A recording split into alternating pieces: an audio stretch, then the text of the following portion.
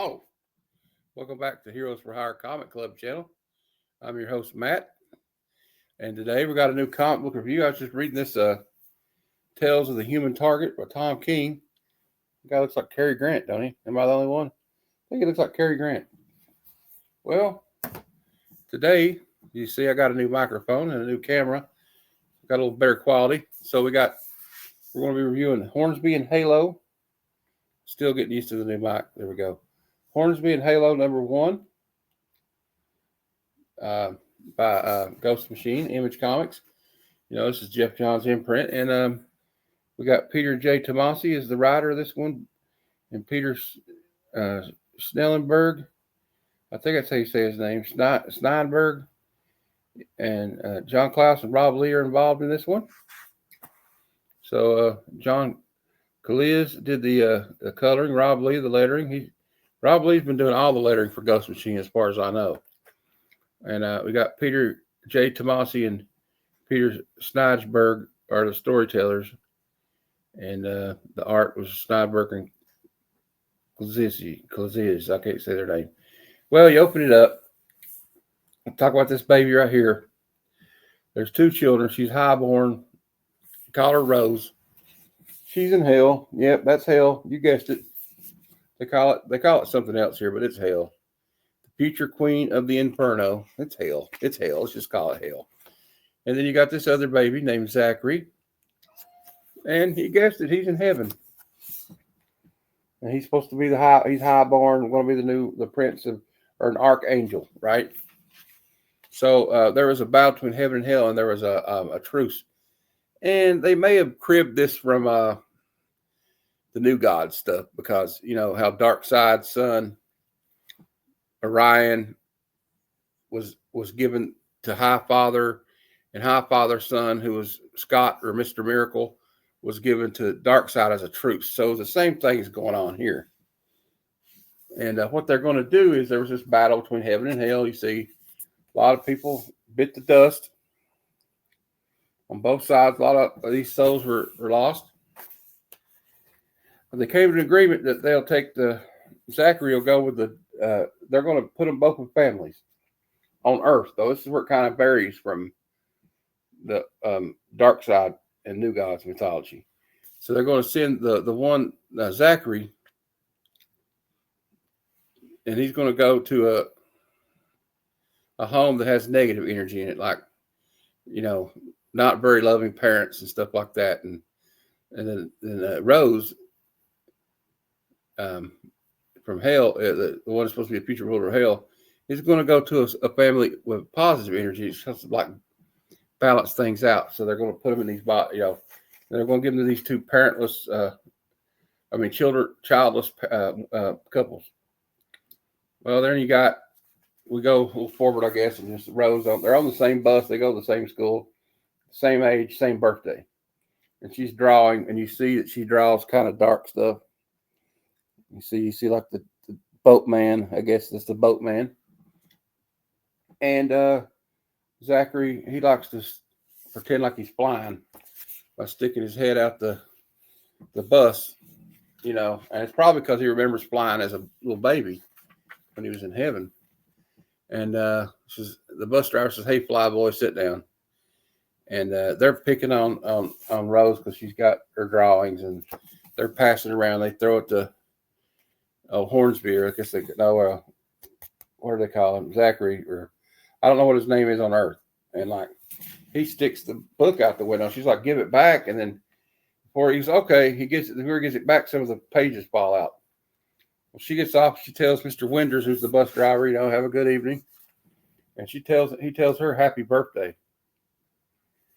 And he says, "Have a good night, Rose." "Yeah, you too, Mr. Winters." But I think Mr. Winters has been sent there to watch these people. He's like a guardian of some kind from heaven or hell, or maybe he's in between. It might be a demon.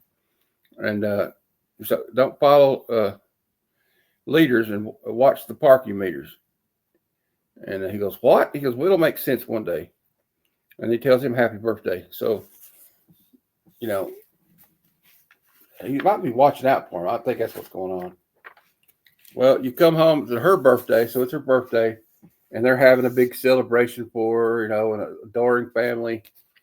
Well, the boy goes home, and there's nobody home. It's him and the cat. There's a note with $20. Tell him to order a pizza, and then there's a cupcake in the fridge. So his parents aren't home. So there's already a difference going on there. Then you go here and you see like she helps at a soup kitchen, and where they donate clothes, and there's a guy from the thrift shop trying to steal the clothes. She's got a mean streak. She sticks that dog on his ass, and he runs him off. But she cares about people. You can tell she's got a mean streak in her. And you can see he's there sitting there adjusting the woman's necklace. He lives in a funeral home. His parents are funeral directors. But you'll find out they're crooked funeral directors too. Because they tell them, before you do anything else, you got to mop the basement up where they prepare the bodies. So he's down there mopping up, and he's kind of pissed about it. His dad's always telling him, live it, learn it. About something. What does he say? He says, you got to learn something. It's like, he says, remember what I always tell you, don't mess with the curve. Live it, learn it. Now mop it, then you can do what you want. All right, so he's mopping. He overhears his mom and dad up there talking about to these two grave robbers about this old lady up there that he was like helping adjust the old lady's pearls has passed on.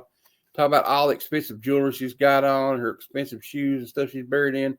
So they're doing a deal to fence this stuff with these thieves, and they're robbing people's graves of their like jewelry and stuff. And apparently it's happened before, because he's like, not again. So he's upset that his parents do this. Well, he's also he picks up those drawings that fell out of her notebook and kept them. So he's looking at them. He's in bed and he falls asleep. It looks like he astral projects out of his body. I guess that's his true form, his angel form, right? At the same time, she falls asleep and her astral projects her demon body out. And then we flash to the guys who are robbing the grave, right? And the angel shows up, and it's him. And he's like, you robbing the dead? That's not just low, it's lower than low. And he's trying to tell him, you got set, and they're all starting running. He says, hey, hold on. I'm just trying to save your immortal souls. Well, they get away from him because he hits he breaks off like that sword hand off that statue with that angel, and he starts chasing them. But you see, that's a cool shot. That's a cool picture. Some great art in it. And they get to the gate, though, and he's ready to go after them. But he can't go past the gate for some reason. He like hits it, see? But then they go, we got away from him, but we might not. We better keep watching out. I think he was an angel. There ain't no such thing as angels, Other guys kind of make fun of him. He goes, what, do you think we're going to need to be looking for a demon too? And as soon as they say that, here she comes with a pitchfork at them. And then we flash. Oh, they wake up. And they're like, oh, man, that dream felt so real. I don't believe it. But it had to be a dream, right? But you can see when they don't see in the mirror, but look behind them. There's their true selves right there. See, he goes, I think I had wings. She's like, I had a tail. And then he's like, well, that can't be, none of this can be true. But then they look down in their room, and she's got all the stolen loot that they stole from that woman's grave. And he's got that sword he broke off that statue. And it's to be continued. But I want to tell you what right now. Very good. If you like kind of, like fantasy stuff and like stuff with demons and stuff and angels, I'm really interested in where this goes. I'm in. I like it. I heard, I don't know. Some people thought maybe this might be the one that sucked. Finally, Ghost Machine was going to make something bad. Well, you know what? They didn't. Here you go. So I want to do before we go, I'll tell you that we have a hangout stream tonight at 9 p.m. Eastern. If anybody wants to come on, it's welcome to pretty much anybody. We can put up to 10 people on here because I did subscribe to StreamYard and figured might as well. And Sunday, the Sunday Super Show Extravaganza is at 6 p.m. Eastern on Sunday. So come check that out. We're going to be talking about the previews for the new comic book day and the Hot 20, the trending top 20 and the Hot 10. And that's and it'll be from Key Collector app. And we always go with the Legion of Comic Geeks for the upcoming previews for the new comic book day.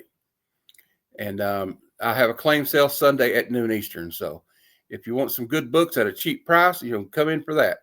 And this coming Wednesday, next week, at 9 p.m. Eastern, Comic Conversations, episode 6, will be streamed live, and my special guest will be the Comic Vet. So please check all that out. And, as always, like and subscribe to this video if you can. You see the scroll at the end, at the bottom of the screen has my Instagram page, profile page name, and you can join my Facebook group. It's also called Heroes for Hire Comic Club channel. And until next time, true believers, Excelsior.